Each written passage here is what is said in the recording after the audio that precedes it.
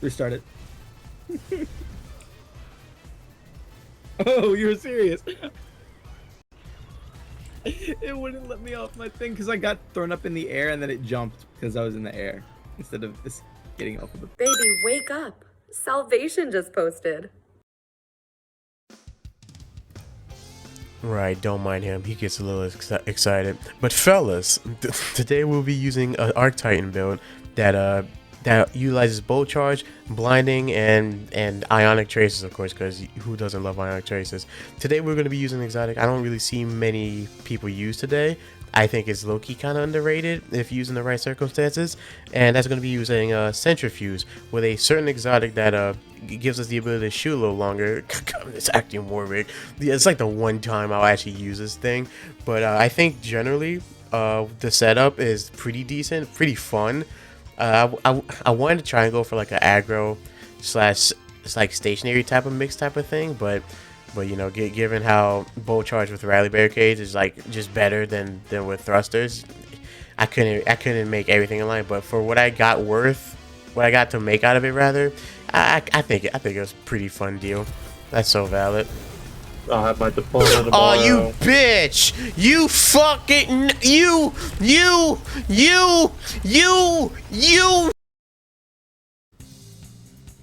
Alright, this build isn't too over the top or anything like that. It's fairly simple, so we can just get you in and out essentially in the battlefield.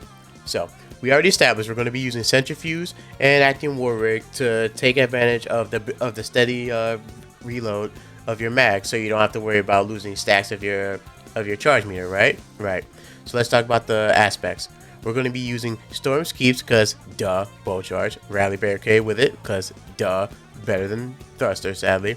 And we are not using Knockout. Hear me out. We're going to be using Storm's Keep. Again, hear me out. We are going to be taking advantage of the Pulse Grenade in order to create more ionic traces so we can feed our grenades back, as well as take advantage of a certain fragment, which is completely optional. I mean, you do you with how you will. For our fragments, we're going to be using Spark of Ions. Defeating a jolted target or defeating a target with bolt charge creates an ionic trace, right? It gives us more energy in our grenades. And then we're going to be using Spark of Shock, which gives our grenade the ability to jolt, so that way, well, now we have the ability to stun overloads, should the case may be.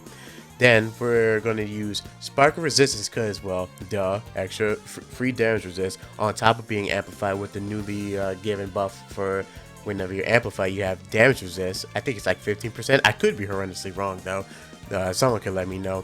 And the fourth fragment, I typically, this is where the Ionic Traces comes in. Spark of Discharge, where Arc Weapon Final Blow has a chance to create an Ionic Trace, and collecting an Ionic Trace grants you a stack of Bolt Charge. However, you can just change this around and use Spark of Frequency, where the amplified effects gains you stacks of Bolt Charge from all sources.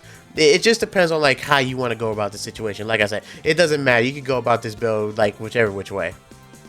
For the special and heavy weapons, literally whatever you want. You have the freedom of will to just do whatever you want. If you want to use double auto rifle, go for it. Questionable, but go for it. I don't care. And for the health benefits, well, stay with me now. This is why we're not going to be using Knockout. We are going to be using Recuperation, Better Already, and Absolution, mainly due to the mods that we're going to be generating a lot of orbs with Arc Siphon, say Firepower, stuff like that, even Reaper, because we're going to be popping our rally barricades so freaking much. We're going to be like having orbs out the wazoo, so this is going to be like our main central healing hub. And if we're with a team like say a Warlock, okay, even cooler. We don't have to worry about health as much. We could be as aggressive or defensive as we need to be. Now, as far as artifact mods, just like in the last video, no artifact mods was used aside from champion mods.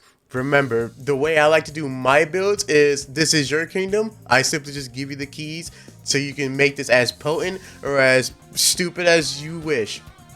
Alright, but that's enough yapping. You get the basic idea. It's whatever you want it to be. Good luck, have fun, God bless you, and